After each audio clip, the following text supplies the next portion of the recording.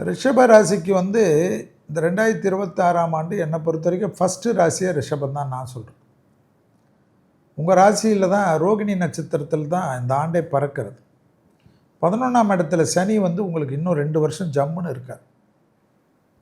சுக்கிரனுக்கு சனி வந்து எல்லாத்தையும் கொடுத்துட்டு தான் போவார். ஸோ ரிஷபராசி 2026ஆம் ஆண்டு எல்லாமே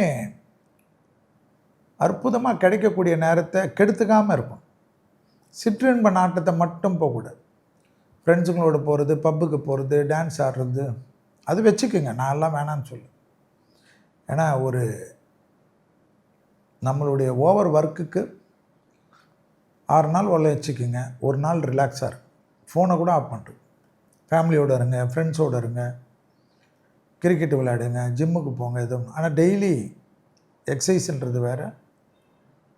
உங்களுடைய இந்த டைம் வந்து ரொம்ப நல்ல டைம். நிறைய திட்டங்கள் போடுங்க, எல்லாம் வெற்றி வரும். ஆச்சரியமாக இருக்கும். 8 கிரகம் சரியில்லைனாலும் சனி நல்லா இருக்கிறச்சு எல்லாமே நல்லது நடக்கும். கடல் கடந்த தொழில், உத்தியோகம், வியாபாரம், படிப்பு சம்மந்தப்பட்டதெல்லாம் ரிஷபம் இறங்குவது பெரிய முன்னேற்றத்தை ஏற்படுத்தும்.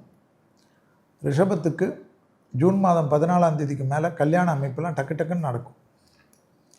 ஸோ ரிஷபராசியை சேர்ந்த ஜென்ஸ் கிட்ஸாக இருந்தாலும், 90s கிட்ஸாக இருந்தாலும், 80s கிட்ஸாக இருந்தாலும், 70 கிட்ஸாக இருந்தாலும், மறுமணமாக இருந்தாலும் பண்ணிக்கோங்க.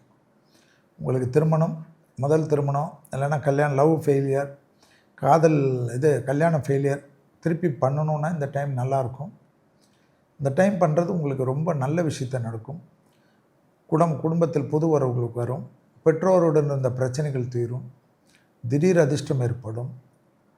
அதிகமான வண்டி வாகனங்கள், நகைகள், சற்று துணிமணி, வீடு, நிலம் எல்லாமே வாங்க போகிறது ரிஷபந்தான். ஆனால் மன அழுத்தம் வரும்.